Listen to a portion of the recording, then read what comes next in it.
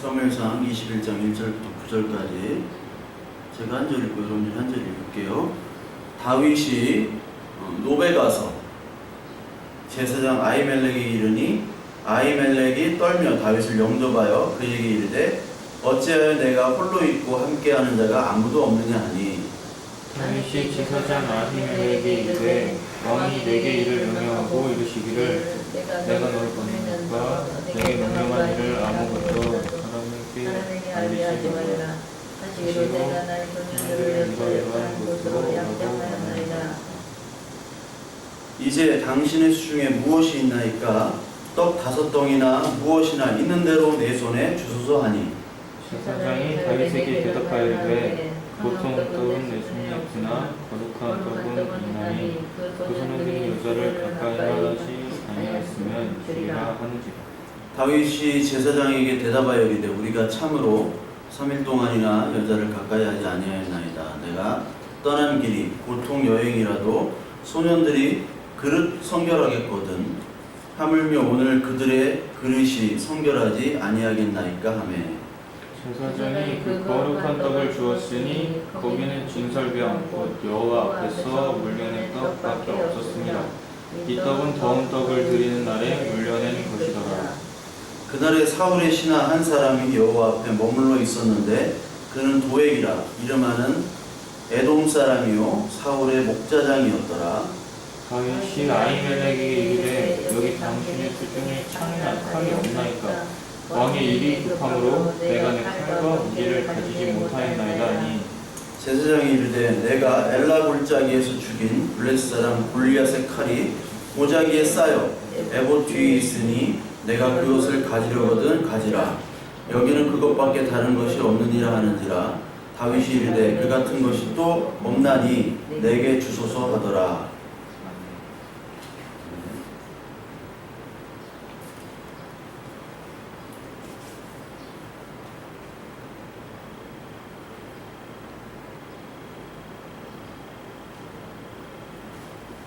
이 세상에 지금 현대 사회에 복잡 다단한 그런 현실들을 우리는 믿음 안에서 접하고 있죠. 그래서 예전에는 과학과 문명이 이제 점점 발달할 때는 인간이 굉장히 합리적이고 이성적이고 그런 사회로 계속 지속될 것이다. 그래서 굉장히 사회가 이제 발전할 거라고 생각을 했죠. 그것이 18세기, 19세기인데 그 후에 어떤 일이 벌어졌냐면 이제 전쟁이 벌어집니다. 1차 세계대전 이후로 인간이 이렇게 문명화되고 과학화, 산업화 됐음에도 불구하고 인간 이성, 합리로 잘 좋은 유토피아가 될 줄은 믿었지만 인간은 역시 탐욕과 욕심으로 인하여 파괴하는 그런 죄인의 속성임을 그대로 드러냈죠. 1차 대전, 2차 대전 후에 이제 허무주의에 빠지게 돼요. 세상은. 그리고 나서 그 허무주의를 극복하고자 이제 실존주의라는 것을 나타냈고 지금은 포스트 모던이라고 하는 사회가 됐죠. 그것이 뭐냐면 다 해체가 되는 거예요. 다 다원화가 되고 그래서 이 사회가 굉장히 복잡하다 보니까 얼마나 복잡해요 사회가. 이 복잡한 사회에서 이 말씀 예수 그리스도의 이 말씀을 믿는다는 것 그리고 이 말씀대로 산다는 것이 너무너무 어렵습니다. 그렇게 느껴지지 않나요? 이 말씀이 지금의 현대 과학 문명과 그러나 이기적인 자본 사회 그리고 계급 사회가 됐잖아요. 지금 계급 사회에서 이 말씀대로 살아간다는 것, 현실에 적용해서 말씀대로 살아간다는 것이 정말 힘든 시대예요. 그래서 어떨 때는 하나님께서 이 성경에 다 써놔주셨으면 좋겠다는 생각이 들잖아요. 너는 누구와 결혼해라. 너는 무슨 사업을 해라. 머리 빠진 사람, 머리 없는 사람은 가발 사업을 하도록 해라. 얼마나 딱딱 떨어져요. 이슬람의 그 코란에는 그 모든 율법 조항들을 적어놨고 그리고 그 율법 조항대로 지켜라 해서 그것대로만 지키잖아요. 그렇잖아요. 바리새인들도 그랬고, 그것만 지키면은 우리가 구원을 얻고 의로운 사람이다 라고 해서 그 범위만 딱 하면 얼마나 좋아요. 그래서 이수장 직업도 자격증이 있는 거는 오히려 쉬워요. 그렇죠? 그 자격증만 그 범위 내에서 열심히 해서 그것만 따면 되니까. 근데 자격증이 없는 직업이 있습니다. 팝 칼럼니스트 자격증이 없어요. 영화 평론가 어떻게 보면 더 어려워요. 왜? 자격증이 없기 때문에. 하나님은 딱 여기다가 다 일일이 다 지정해 주시면 좋은데 이 복잡한 사회에 이 지정을 안 해주시니까 어떻게 보면 믿음이라는 것이, 말씀이라는 것이 더 혼란스럽게 우리에게 다가올 수가 있어요. 그렇죠? 더군다나 현실에 딱 부딪히면 우리는 현실과 말씀 사이에서 갈등하고 고민하다가 대부분 뭐를 붙잡아요? 현실을 붙잡아요. 오늘 이 사무엘상 21장에 나온 이 다윗도 역시 이 현실을 붙잡은 사람이에요. 출애굽 구원 후에 가나안 전쟁이 있죠. 하나님께서는 구원에 먼저 하나님께서는 구원을 주시고 나서 그 다음에 가나안 땅으로 나가서 전쟁을 하라고 얘기하세요. 하나님께서 다 구원 먼저 해주시는 거예요. 그렇듯이 다윗이 왕의 기름을 부음 받잖아요. 너 왕이야. 기름 부음 받았어. 그런데 그 기름 부음 받은 후에 다윗은 고난의 자리로 이제 들어가는 거예요. 전쟁의 자리로 들어가요. 어떤 전쟁의 자리냐? 삶과 죽음의 자리. 삶과 죽음의 자리. 다윗은 누구로부터 가장 많은 핍박과 고난을 받았냐면 가족으로부터 받았어요. 가족. 오늘 이 다윗이 누구를 피하여 도망가요? 사울을 피해 도망가요. 사울이 누구예요? 장인이잖아요. 장인. 장인을 피해서 가요. 그리고 나중에 나오겠지만 미갈이 자기 아내죠. 미갈이 나중에 언약궤가 왔을 때 다윗이 거의 뻘겋고 춤추잖아요. 소금만. 그런 다윗을 갖다가 어떻게 합니까? 조롱하잖아요. 조롱. 그리고 나중에 자기 아들인 압살롬이 반역을 일으키죠. 자기를 죽이려고 하잖아요. 가족에게 지금 당하는 거예요. 그리고 개국 공신들이 있습니다. 요압 장군이나 이런 제사장들, 이런 자기와 피를 나눴던, 형제보다 더 가까웠던 그러한 자기의 수와 부하들에게 죽임을 당하려고 그러고, 그 사람들이 배반을 하고, 다 가까운 사람들로부터 배반당하고, 그리고 이 사람들에게 고통을 당해요. 그러니까 오늘도 이 다윗은 지금 고난을 받는데 죽느냐 사느냐 하는 죽음의 고난이에요. 우리가 누구랑 헤어졌다, 시험이 안 된다, 직업이 없다, 힘들다, 그런 차원의 고난이 아니라 삶과 죽음의 고난이란 말이에요. 근데 하나님께서는 이 다윗을 왕이 되기 위해서, 왕으로 진짜 만들기 위해서 이 죽음의 골짜기를 걸어가게끔 다윗을 만들어버려요. 그래서 시편 119편 67절에 보면 고난당하기 전에는 내가 그릇 행하였더니 이제는 주의 말씀을 지키나이다 라고 얘기를 합니다. 고난당하기 전까지는 내가 그릇 행했다. 그릇 행했다는 말은 바로 죄악이라는 거죠. 이 죄악이라는 뜻이 뭐예요? 관역을 빗나갔다는 뜻이잖아요. 그거 다 아시잖아요. 관역을 빗나간다는 것이 바로 죄를 행했다는 겁니다. 우리는 늘 관역을 빗나가서 행하도록 하는데 고난으로 말미암아 하나님의 말씀으로 돌아왔다는 말이죠. 그래서 다윗에게는 계속해서 고난을 주셨어요. 모세와 같은 기적도 하나님께서는 다윗에게 주시지 않았어요. 사사들 그때 얼마나 말을 안 들었습니까? 근데 그때도 이 사사들에게 기적을 주셨잖아요. 그렇죠? 신기한 기적을 주셨어요. 그래서 하나님 믿게 만들었는데 이 다윗만은 큰 기적이 없어요. 그리고 응답도 별로 없었어요. 응답하라. 이렇게 돼야 되는데 대답 없는 너야. 금종서에 대답 없는. 응답하라 1988, 1943 막 그렇게 응답을 해주셔야 되는데 이 대답 없는 너예요. 불러도 대답 없는. 우리 시편 한번 볼까요? 시편 3편하고 4편을 한번 볼게요. 시편 3, 4를 보겠습니다. 시편 3, 4 805페이지 3편 1절을 보면 다윗이 그의 아들 압살롬을 피할 때 지은 시라고 나옵니다. 압살롬을 피할 때 지은 시. 여호와여 나의 대적이 어찌 그리 많은지요 일어나 나를 치는 자가 많으니이다. 많은 사람이 나를 대적하여 말하기를 그는 하나님께 구원을 받지 못한다 하나이다. 많은 대적이 일어났대요. 이때 압살롬이 자기 아들이 대적이었을 뿐만 아니라 자기 수하의 신하들이 자기와 충성을 맹세했던 그 사람들이 자기 아들 편에 서서 자기를 치려고 하는 거예요. 그러면서 그들이 말하기를 너는 이제 끝났다. 구원을 받지 못한다. 라고 얘기를 하세요. 얘기를 하세요가 아니라 얘기를 해요.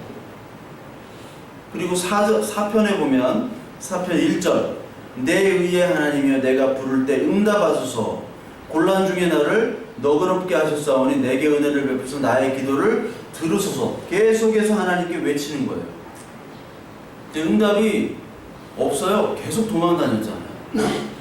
도망의 인생이에요. 다윗은. 근데 사도행전 13장에 다윗이 하나님 마음에 합했다라고 나오잖아요. 아니, 하나님 마음에 합했는데 하나님은 왜 그렇게 다윗을 도망치게 만드셨는가? 모세처럼 아니면 사사기 때의 많은 그리고 선지자 때 사람들처럼 그 사람들처럼 왜 기적을 주시지 않았는가? 기적을 하나도 주시지 않았어요. 대답이 없어요. 이런 거를 철학계에서는 또 이렇게 말하는 사람도 있어요. 슬라보의 지젝이라는 슬로베니아 사람이 있거든요. 되게 유명해요. 한국에서도 유명하고. 근데 뭐 개똥 철학이에요. 개똥 철학인데 그런 사람 와서 막 뭐 몇천만 원씩 받고 나도 그런 얘기를 할 수 있겠어. 슬라보의 지젝은 뭐냐면 욥기에서 슬라보의 지젝 욥이 그렇게 고난을 받았는데 하나님이 해결해 주신 게 없죠. 거기서 하나님은 무능한 하나님이라고 얘기해요. 그러면서 예수 그리스도가 왜 하나님의 아들이냐? 십자가에서 내려올 수 없는 무능한 사람이었기 때문에 역시 그도 하나님이었다. 이런 말을 해요. 전혀 하나님의 그 언약과 이 전체적인 구조를 알지 못하는 사람의 모습이죠. 그러니까 이 대답 없는 하나님을 볼 때 이 다윗은 현실과 믿음에서 고뇌하고 갈등했던 인물이었어요. 그래서 다윗의 믿음이 현실을 이겨야 됨에도 불구하고 다윗은 지금 현실에 지는 모습을 하고 있어요. 그래서 사무엘상 21장에 다윗이 지금 사울을 피해 도망가는데 누구한테 도망가냐면 제사장 아히멜렉에게 지금 도망갔다 라고 얘기를 합니다. 제사장 아히멜렉. 다윗이 그 전에 19장 18절에 보면요 이런 말씀이 있습니다. 19장 18절 다윗이 도피하여 라마로 가서 사무엘에게 나아가서 다윗이 또 도망간 적이 있는데 도망가서 누구한테로 갔습니까? 사무엘에게로 갔어요. 그래서 사울이 자기에게 행한 일을 다 전하였고 다윗과 사무엘이 나요스로 가서 살았더라. 다윗이 예전에도 사무엘을 찾아갔어요. 도망가서 사울을 피해서 사무엘로 갔어요. 그러면서 사울이 자기에게 행한 일들을 다 얘기했다고 그랬어요. 저기 사무엘님, 사울이요 나를 죽이려고 해요. 이거 어떻게 해야 돼요? 계속 그 얘기를 했다는 거예요. 그래서 다윗과 지금 사무엘이 같이 살았어요. 19장에. 근데 같이 사는 거를 듣고서 사울이 다윗을 잡으러 갔죠. 19장 20절부터 보세요. 사울이 다윗을 잡으러 전령들을 보냈더니 그들이 선지자 무리가 예언하는 것과 사무엘이 그들의 수녀로 선 것을 볼 때 하나님의 영이 사울의 전령들에게 임함에 그들도 예언을 한지라. 사울이 다윗을 잡으러 전령들을 보내요. 그런데 전령들이 예언을 했대요. 뜬금없이. 그리고 자해속 전령들을 보내니까 전령들을 보내도 소식도 없고 계속 예언을 하니까 24절 사울이 직접 가요. 사울이 직접 가니까 사울도 예언을 하죠. 그가 또 그의 옷을 벗고 사무엘 앞에서 예언을 하며 하루 밤낮을 벗은 몸으로 누웠더라. 그러므로 속담에 이르기를 사울도 선지 중에 있느니라 하니라. 사울이 직접 갔는데 예언을 하면서 밤낮을 벗은 몸으로 누웠대요. 이게 무슨 말이냐면 옛날에 노아가 술이 취해서 옷을 벗었잖아요. 술이 취해서. 근데 아들이 셈과 야벳이 그걸 덮어줬죠. 술에 취해서 자기의 치부를 드러내는 장면이잖아요. 노아가. 근데 노아는 자기의 치부를 드러냈지만 어디에 있었어요? 노아가 보면은 자기의 장막 안에 있었더라. 장막. 자기의 텐트 안에 벗고 있었던 거예요. 벗고. 빨가벗고 술 취해서 있었던 거예요. 근데 이것을 함은 놀렸죠.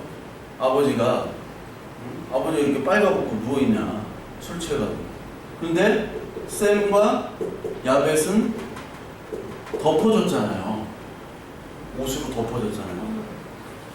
근데 이거는 뭐를 얘기하냐면 장막이 뭐예요? 장막.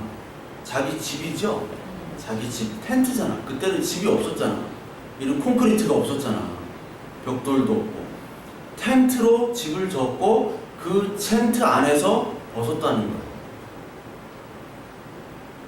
이 집이 뭐예요? 집.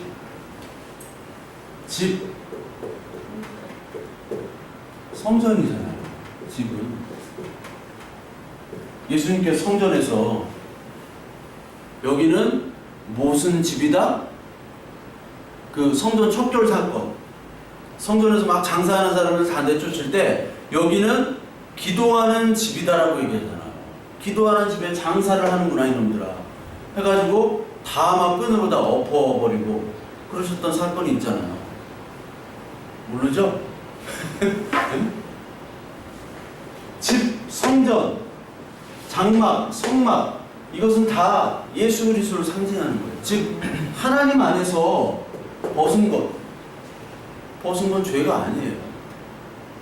안식일에 하나님과 함께하는 것 나중에 나올 거예요. 이게 그 본문이에요. 예수 그리스도와 함께하는 것은 죄가 아닙니다. 예수님과 같이 예수님이 술 마셨잖아요. 같이 한 사람은 죄가 아니에요. 왜? 예수님이 모든 법의 최상법 아니에요. 법을 만드신 분 아니에요. 아니 집에서 빨가벗고 다니면 누가 고발합니까? 아니잖아요. 부부끼리 빨가벗고 다니는데 아무 허물이 없잖아요. 신랑과 신부가. 근데 신랑과 신부가 밖에 나가가지고 집안이나 밖에 나가 빨가벗고 나가면 뭐예요? 무슨 음란죄나 뭘로 체포되잖아. 무슨 음란죄요? 법에 잘 알잖아. 공연 음란죄? 그러면 공연을 하는 거야. 바깥 나가. 누드쇼. 그럼 바로 잡혀 나가잖아요.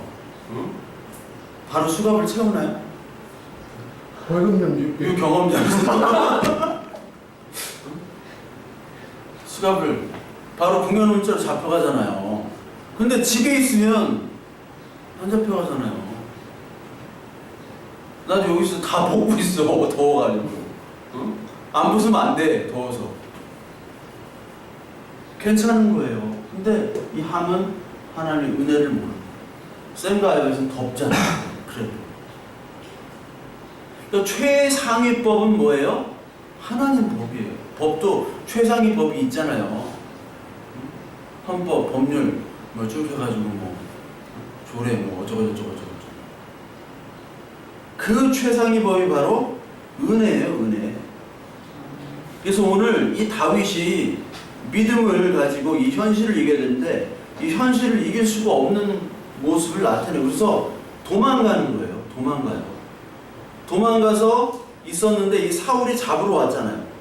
잡으러 와서 뭐를 해요? 여기서도 벌거벗죠, 사울이. 벌거벗으면서 뭐를 얘기하냐면 예언을 한다고 얘기해요. 예언이라는 것은 하나님의 말씀이에요. 무엇을 예언하는지는 안 나와요. 뭐 이것을 뭐 크게 알려고 하지 마. 이거 가지고 무엇을 예언했냐 해가지고 서로 싸우고 멱살 잡고 그런 사람들도 있어. 예수님이 그 땅에다가 무엇을 쓰셨는가? 가늠한 여인이 와가지고 데리고 오잖아요. 판결을 하라고. 그때 죄 없는 자가 먼저 돌로 치라고 그러잖아요. 그러니까 나이 든 사람부터 다 나갔다. 예수님 뭐를 쓰시니까. 예수님이 그 사람들의 죄악을 썼다, 뭐를 썼다, 뭐 아주 그게 논쟁이 많았어.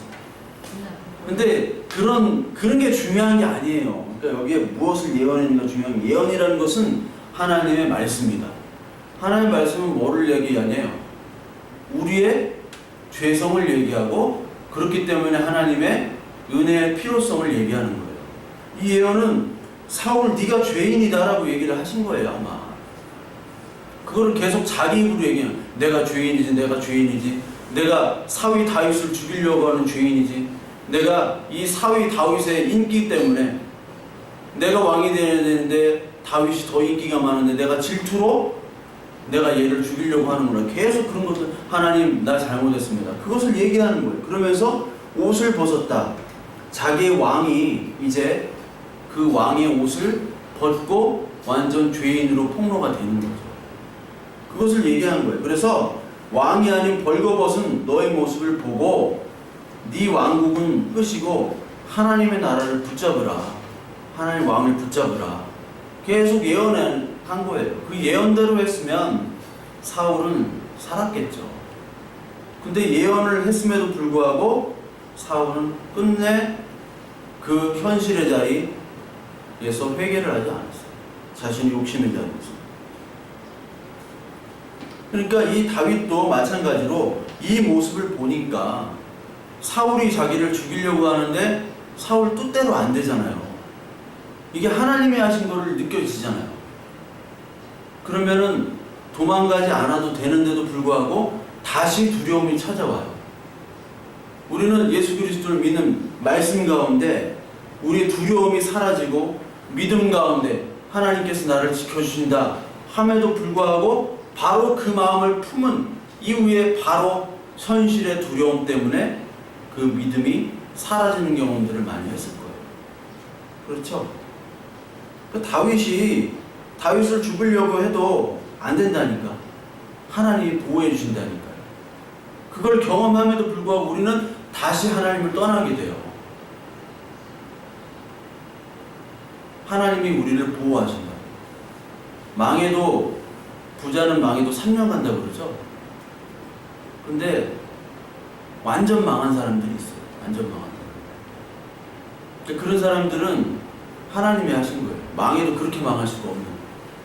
어떻게 그렇게 망할까? 인간의 생각에서는 그렇게 안 되는데 하나님이 망하게 한 분들이 있죠.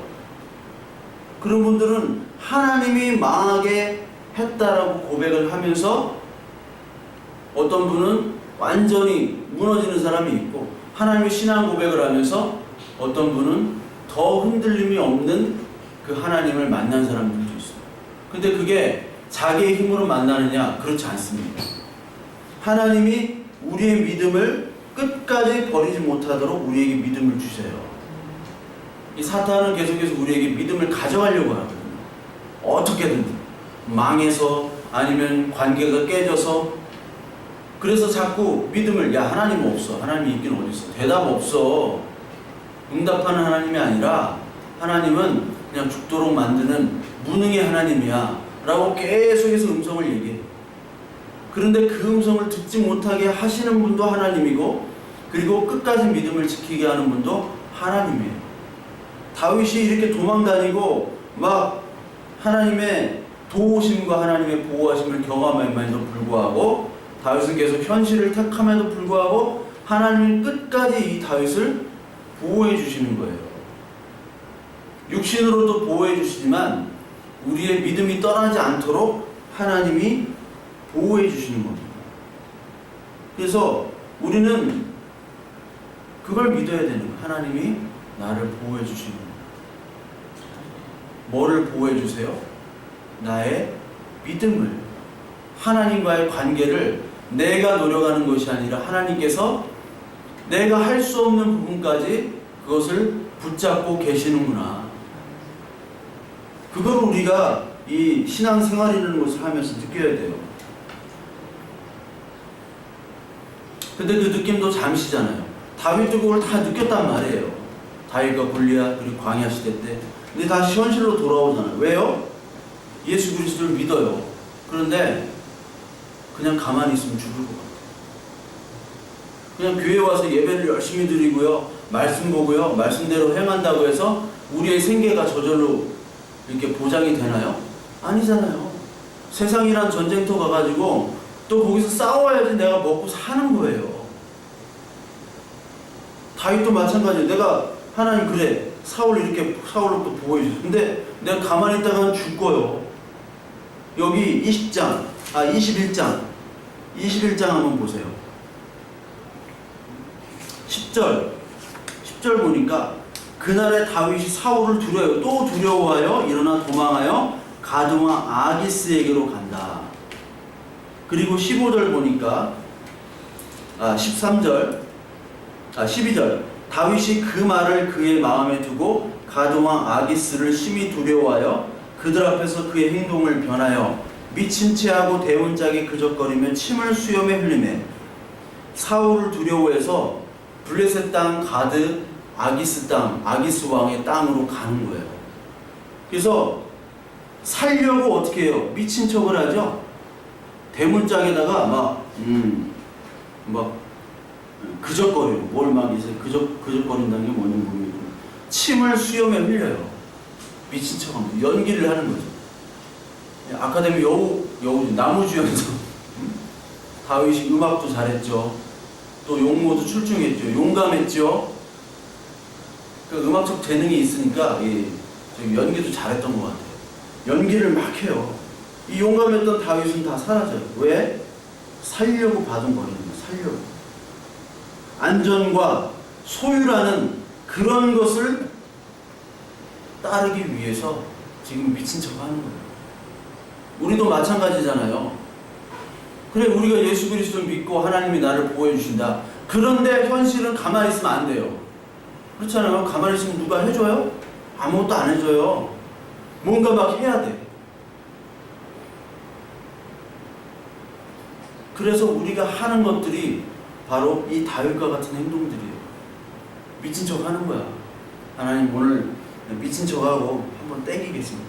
하나님 미친 척하고 로또 한번 사겠습니다. 하나님 아무것도 안 돼요. 하나님 내 하나님 자녀 맞잖아요. 하나님 이번 한 번만. 그렇게 해서 가는 거예요. 그냥 계속 미친 척 하는 겁니다. 그래서 이 다윗이 도망가서 아히멜렉 제사장에게 가서 뭐를 달라고 하냐? 3절에 당신의 수중에 무엇이 있나이까? 떡 5덩이나 무엇이나 있는 대로 내 손에 주소서. 이 아히멜렉이 다윗이 딱 왔는데 이상한 거예요.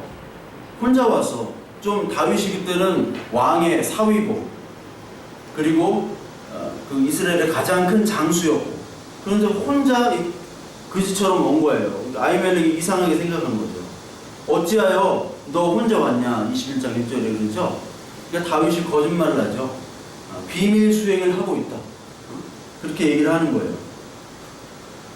사울이 명령한 비밀 수행을 하기 때문에 아무에게도 알리지 말라고 비밀 수행 요원으로 내가 왔다라고 얘기를 합니다. 그러면서 뭐 먹을 거 있으면 달라 얘기하죠. 도망자에게 가장 필요한 게 먹을 거예요. 가출해보셨어요? 가출해보면 먹는 거. 입는 거, 자는 거. 이게 안 돼요. 그래서 겨우 찾아간 게 아히멜렉이에요. 아히멜렉. 그 제사장이니까. 자기를 그래도 아니까. 호의를 베풀 수 있는 사람이니까. 그리고 거기에 뭐가 있어요? 먹을 게 있어요. 뭐가 있냐? 떡이 있는데 어떤 떡이 있어요? 거룩한 떡이 나오죠? 4장. 거룩한 떡. 거룩한 떡을 달래요. 이 다윗은 지금 육신적으로도 배가 고프지만 신앙적으로도 이제 죽을 위험이기 때문에 지금 하나님이 보이질 않아요. 배고프면 하나님이 보입니까? 안 보이죠. 그래서 자기가 죽게 생겼으면 하나님이 보이질 않아요. 살 끌림만 찾지. 그게 저와 여러분들의 모습이거든요. 다윗의 모습이에요. 그래서 양식을 달라고. 양식. 양식은 뭐예요? 자기의 힘입니다. 힘. 양식을 먹지 않으면 죽잖아요. 자기의 힘. 예수님께서도 양식을 얘기하셨어요. 요한복음 6장을 한번 볼까요? 요한복음 6장 26절 27절. 요한복음 6장 26절 27절. 예수께서 대답하여 이르시되 내가 진실로 진실로 너에게 이르노니 너희가 나를 찾는 것은 표적을 본 까닭이 아니요 떡을 먹고 배부른 까닭이로다. 썩을 양식을 위하여 일하지 말고 영생하도록 있는 양식을 위하여 하라. 이 양식은 인자가 너에게 주리니 인자는 아버지 하나님께서 인치신 자니라. 썩을 양식과 영생하도록 하는 양식이 있죠. 그럼 우리가 무슨 양식을 먹고 있느냐, 이게 굉장히 중요하죠. 어떤 사람은 막 야구에 울고 웃고 하는 사람. 야구가 양식이야. 그렇죠? 그리고 어떤 사람은 막 되게 막 우울하다가 술 얘기만 나오면 막 눈이 번쩍 뜨죠. 술 얘기만 나오면 그게 양식인 거예요. 배가 고프질 않아요, 그걸 하면. 근데 예수님께서의 이런 양식이 영생토록 하는 양식을 구하래요. 그러면서 예수님의 자신의 양식을 얘기하시는데 요한복음 4장 32절 한번 볼까요? 요한복음 4장 32절. 이르시되 내게는 너희가 알지 못하는 먹을 양식이 있느니라. 예수님의 양식이 있다는 거예요. 예수님의 양식이 되면 우리도 그 양식을 가지고 살아야겠죠? 그 예수님의 제자라며. 그렇죠? 예수님의 아들이라며. 하나님의 아들이라면서. 그럼 예수님과 똑같은 양식을 우리는 구해야 되는 게 당연하고 맞는 거예요. 제자들이 서로 말하되 누가 잡수실 것을 갖다 드렸는가 하니 전혀 딴 얘기예요. 나한테 다른 양식이 있다.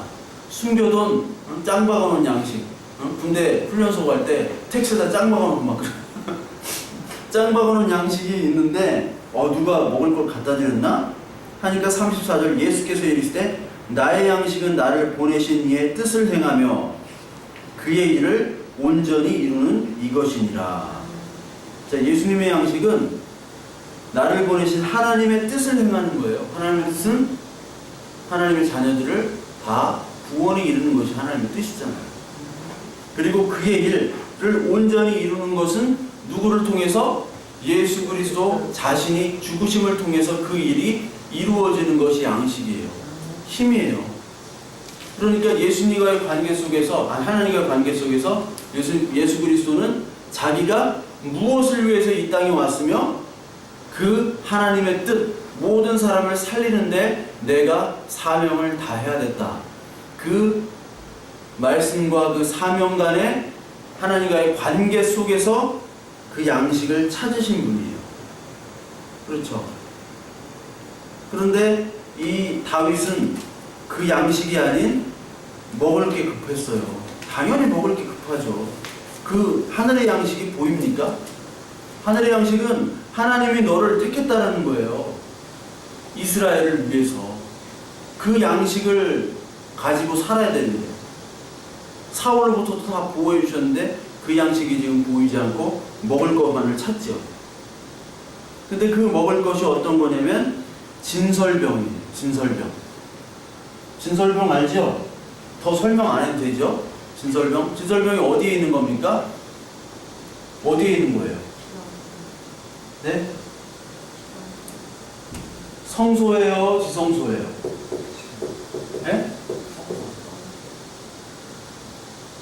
우리 성현이가 성소예요? 지성소예요? 네? 성소. 오 찍은 것 같아. 찍은 것 같아. 예, 성소에 진설병이 있잖아요. 떡이 몇 개예요? 예? 7개? 떡이 몇 개죠? 빵.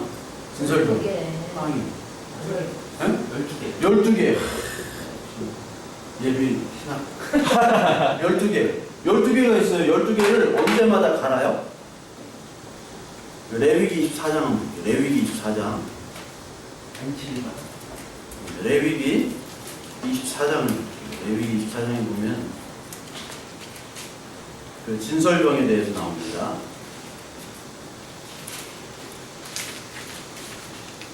(24장) 5절을 볼게요. 183페이지. 너는 고운 가루를 가져다가 떡 12개를 붓되 각 덩이를 10분의 2 에바로 해요.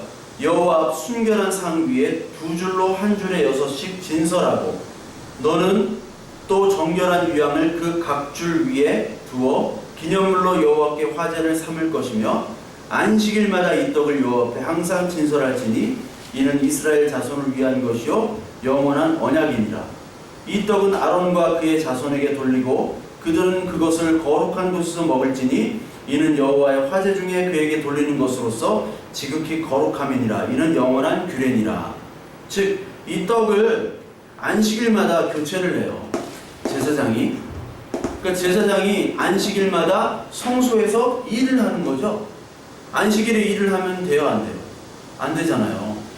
그게 죄예요, 죄가 아니에요? 안식일이랑 밖에서 죄잖아요. 그 벌을 받는다고요. 그런데 성소 안에서 이 증거막 성막 안에서는 이 일을 안식일에 하라고 그런 거예요. 아까와 똑같습니다. 노아가 장막 안에 있을 때 죄예요, 죄가 아니에요? 죄가 아니죠. 우리가 집 안에 있을 때 죄가 아니잖아요. 마찬가지로 이 제사장들이 성막 안에서 일을 할 때는 죄가 아닌 거예요. 예수 그리스도 안에서. 그런데 이 떡은 누구에게만 주어지냐? 제사장들에게만 주어지고 제사장들만 먹는 거예요. 우리가 성찬식 할 때 나는 기이한 장면을 옛날에 봤어. 그 청년 때, 뭐 성경에 대해 아무것도 모를 때, 창세기 출애굽기 다음에 레위기가 뭔지도 모를 때, 그때 그 성찬식이란 걸 하잖아요. 빵 먹잖아요. 포도즙을 줘, 포도주를 주면 좋겠는데. 내가 옛날에 영국교회 있을 때는 그 외국은 같이 찌개 국물을 막 수십 명이 막 이렇게 숟가락으로 먹는 거 있잖아요. 그걸 기겁을 해요. 근데 우리나라 막 먹잖아. 그런데 외국은 유일하게 같이 입을 대는 때가 있는데 그게 성찬식이에요. 성찬식이 커뮤니언 서비스예요. 커뮤니언이 이 연합하다는 거거든요. 성찬식이 연합하면은 예수 그리스도 우리와 하나가 되어 연합하는 거잖아요. 신랑과 신부. 그러면 성도들도 하나로 연합해야 된다. 그게 뭐예요? 키스, 간접 키스. 그래서 잔을 이따만한 잔을 넣어. 응?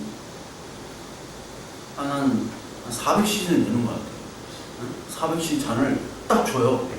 그 포도주야.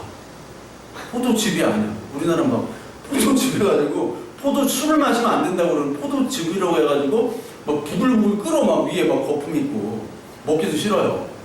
근데 포도주에 고급 포도주더라고. 그래서 그거를 마시고 닦고 옆에다 줘요. 마시고 닦고 나 거기에서 서양 사람들이 같이 입을 때 이게 굉장히 신선한 충격으로 나와요. 왜냐면 그게 연합하는 거니까. 한 몸이니까. 니나 나나 네 입이나 내 입이나 한 몸이라는 거예요. 그게. 그래서 돌려서 마시거든요.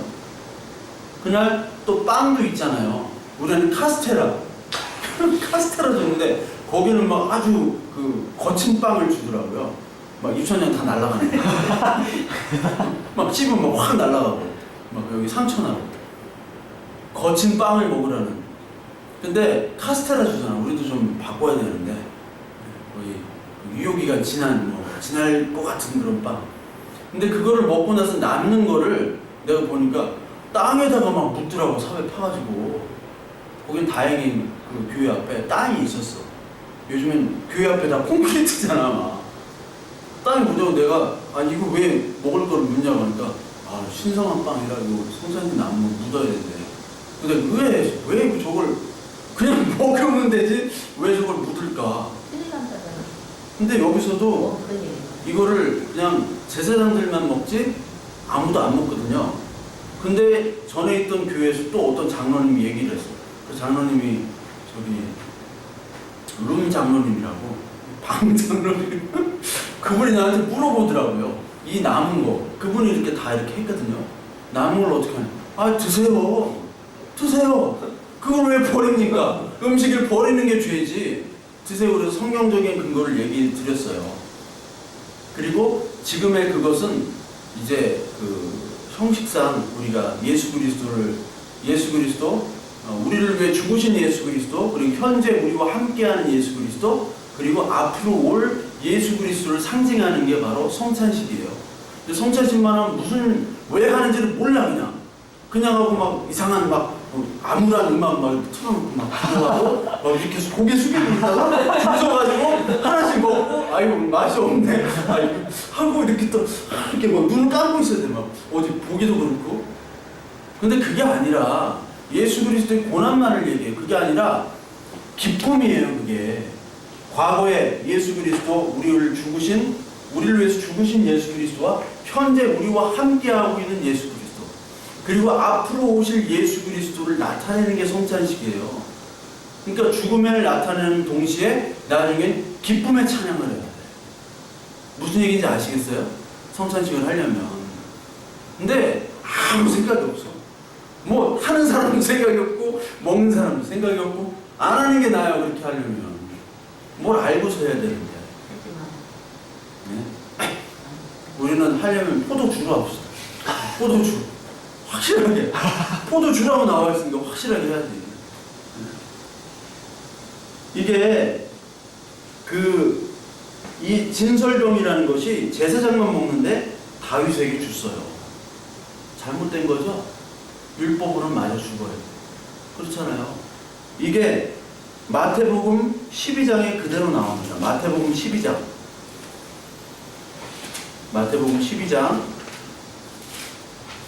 1절 한번 보세요. 12장 1절. 그때 예수께서 안식일에 밀밭 사이로 가실새 제자들이 시장하여 이삭을 잘라 먹으니 바리새인들을 보고 예수께 말하되 보시오 당신의 제자들이 안식일에 하지 못할 일을 하나이다. 정죄하죠? 너 잘못해서 안식일에 이거를 비벼 먹어? 예수께서 이르시되 다윗이 자기와 그 함께한 자들의 시장할 때 한 일을 읽지 못하였느냐. 이게 율법서에 보면은요, 그 할라카라는 그 구전 율법이 있어요. 율법서에는 안식일에 시장한 사람들이 먹을 수 있어요. 근데 얼만큼 먹느냐? 새 있죠? 새의 주둥이만큼 먹습니다. 그거는 괜찮다. 근데 그 새의 주둥이 이상 넘어가면은 죄악이더라고요. 새 주둥이가 뭐 얼마만큼을 먹어야 돼요.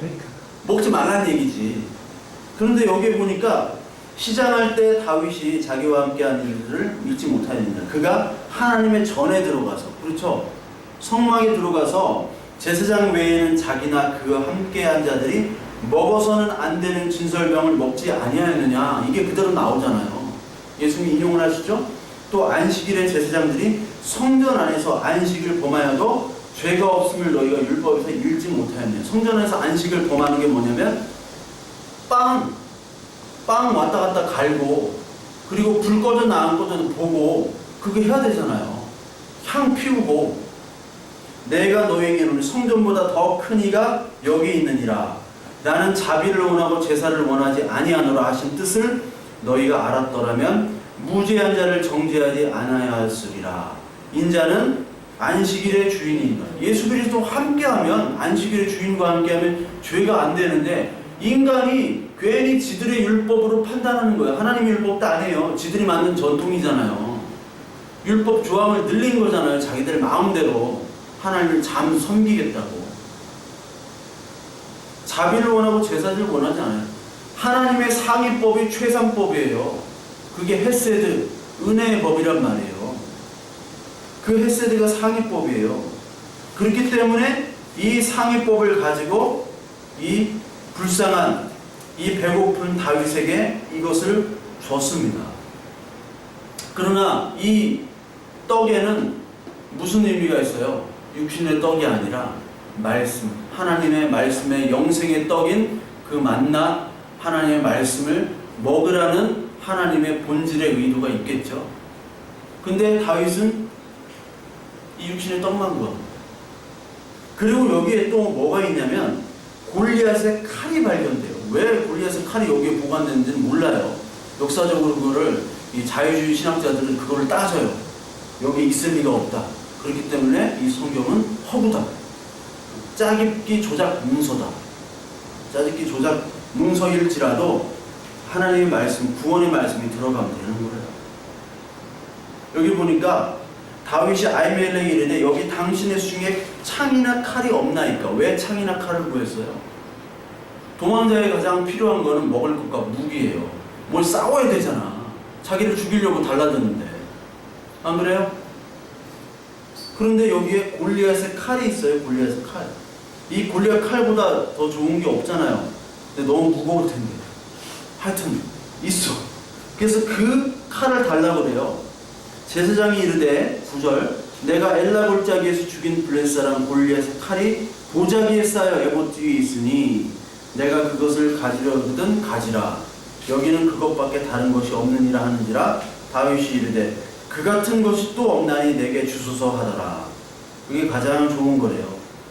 옛날에 골리앗의 칼을 다윗이 안 가졌어요. 죽여도. 원래 그 장수의 칼이나 그것을 전리품으로 갔잖아요. 그리고 블레셋은 철기문화이기 때문에 가장 좋은 검들을 가지고 있었단 말이에요. 그럼 내가 가질 수 있잖아요. 옛날에 아간이 여리고성 때 무슨 죄를 저질렀어요? 그 여리고성에 가지고 있던 사람들의 그 좋은 옷과 금과 은, 보석들을 가졌잖아요. 왜? 너무 보기 좋으니까. 갖고 싶으니까. 근데 하나님이 그거를 취하지 말라고 했는데 취했죠. 인간은 그걸 취하려고 그러잖아요. 우리 사는 목적이 뭐예요? 다 사람들이.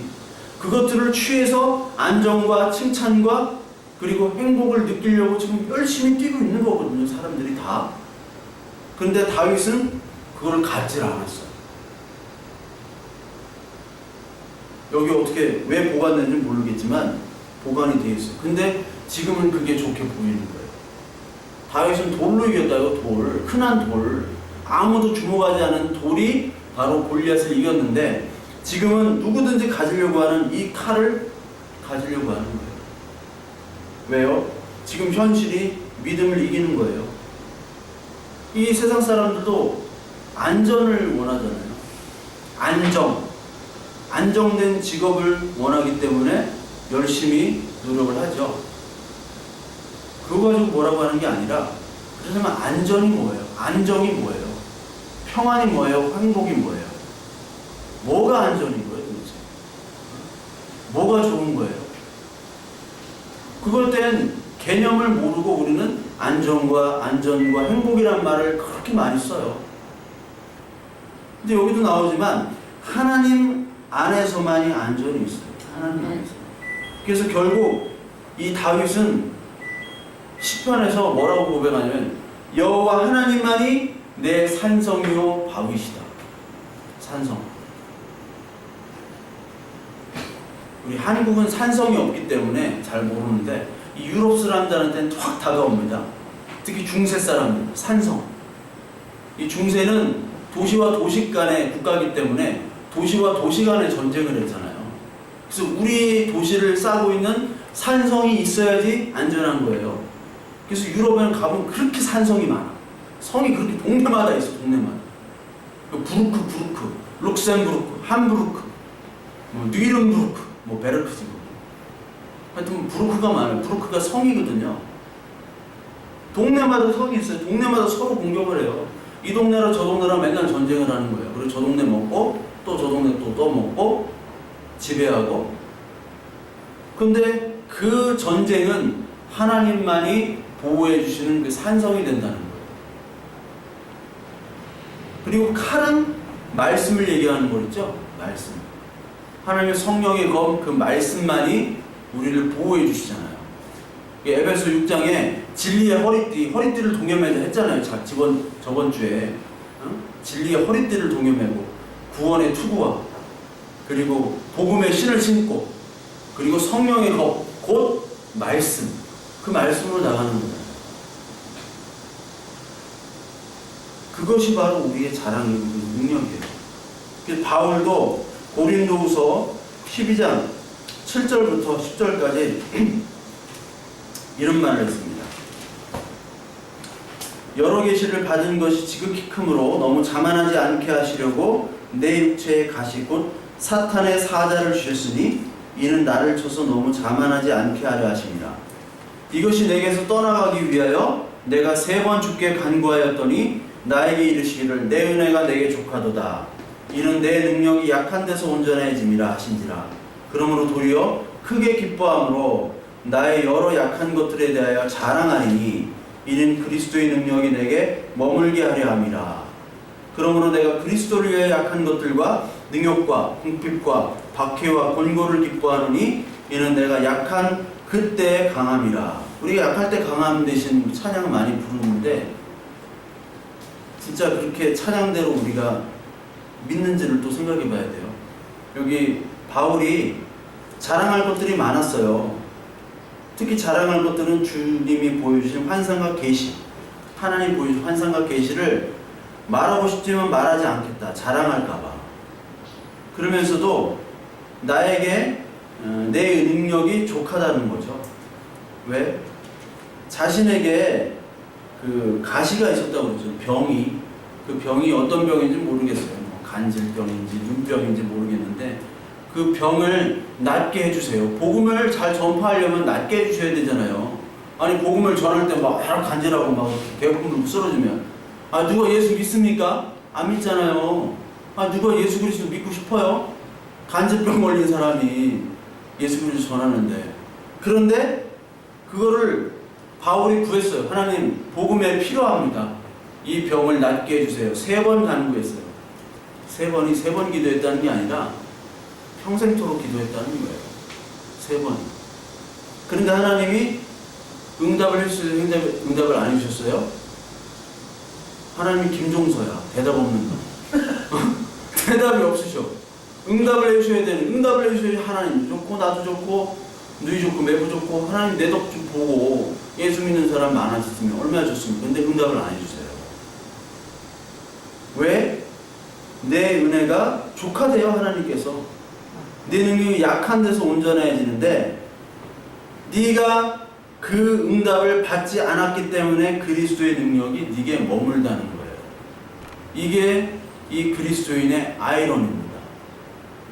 그 기독교의 전파가 왜 기독교의 전파가 그렇게 되냐면 로마 시대 때 그렇게 죽었기 때문에 전파가 된 거예요.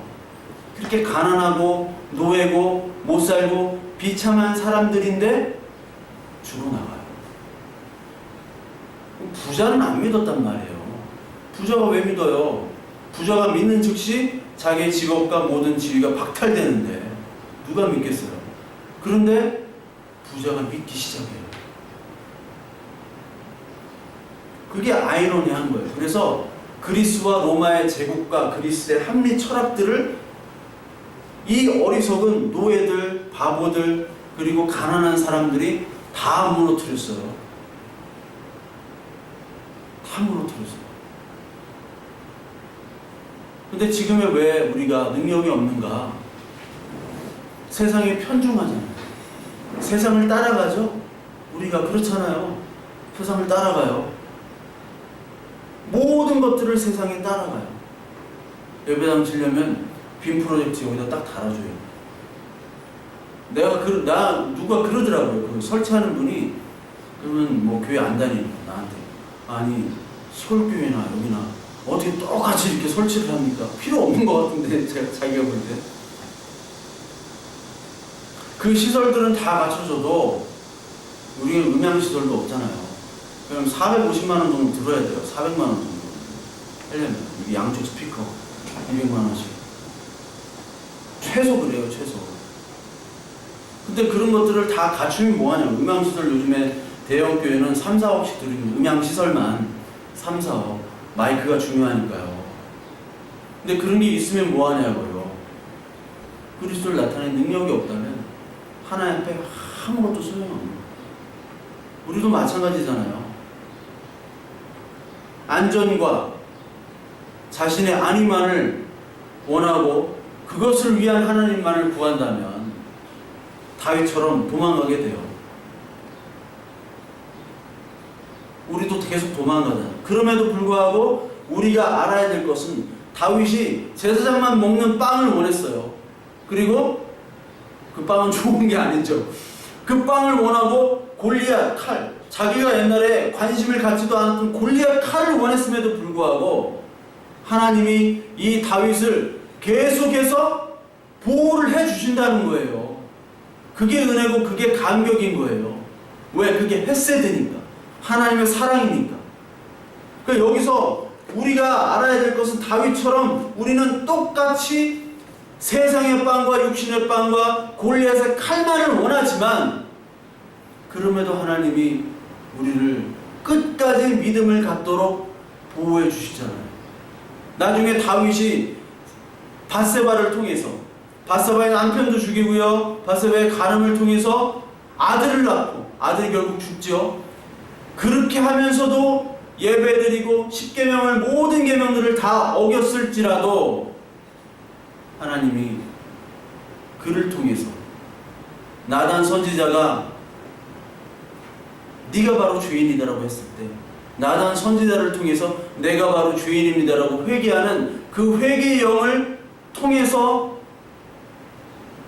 말씀으로 돌아가고 말씀을 비춰볼 때 나는 죄인이고 하나님의 은혜밖에 없습니다라고 하는 그 믿음을 끝까지 지켜주셨다는 거예요. 여기서 우리가 아멘으로 감사하며 기뻐해야 되는 거예요. 우리는 계속 현실을 쫓아가잖아요. 현실. 우리 예배당 이제 벗어나면 또 현실로 막 달려가요. 막 죄악의 현실로. 언제 우리가 예배하고 말씀을 들었는가? 그러함에도 하나님이 회개의 영으로 다시 말씀으로 오게 하는 그게 바로 믿음이에요. 우리의 믿음의 주체가 아니라 하나님께서 믿음의 주체예요. 여기에 우리 관심을 갖고 여기에 아멘을 해야 됩니다. 결국은 우리 죽을 때 되면 우리의 의라는 건 아무것도 없게 돼야 되는 게 그리스도인이에요. 하나님 내가 이런 거 했어요 저런 거 했어요 이거 아무 소용이 없어요. 죽음 앞에서는. 그러니까 하나님만이 하나님밖에 없습니다라고 하는 이 바울의 고백처럼 예수 그리스도의 능력이 내게 머물게 하기 위해서 약한 데에서 온전해짐으로 나를 인도해 주시는 그 하나님. 이게 약한 자의 비겁한 변명이 아니에요. 절대 아닙니다. 세상은 야, 약자의 변명하지 마 이렇게 얘기해요. 근데 절대로 그렇지 않아요. 근데 안타까운 것은 교회가 그런 말을 해요. 약자의 변명. 그래서 약자를 공격하는 교회도 있습니다. 강자가 되기 위해서 노력하는, 오늘도 강자가 되기 위해서 예배를 드리는 사람들이 있어요. 절대로 그게 아니에요. 뭐가 강자예요 도대체? 하나님 앞에서 뭐가 강자가 되겠다는 무슨 의미가 있으며, 하나님 앞에서 강자는 바로 하나님이 치세요. 왜? 하나님의 자녀면 쳐버립니다. 그냥 말도 안 되게 날아가게 만들어요. 자기가 믿었던 재산, 믿었던 사람들로부터 배신을 당하는 게 다윗이잖아요. 왜요? 배신을 안 당했으면 다윗은 사울과 같은 운명이에요. 배신을 당해서 하나님만 바라보도록 하는, 그게 진짜 은혜고 그게 진짜 하나님의 사랑 헤세드인 거예요. 그래서 오늘도 여러분들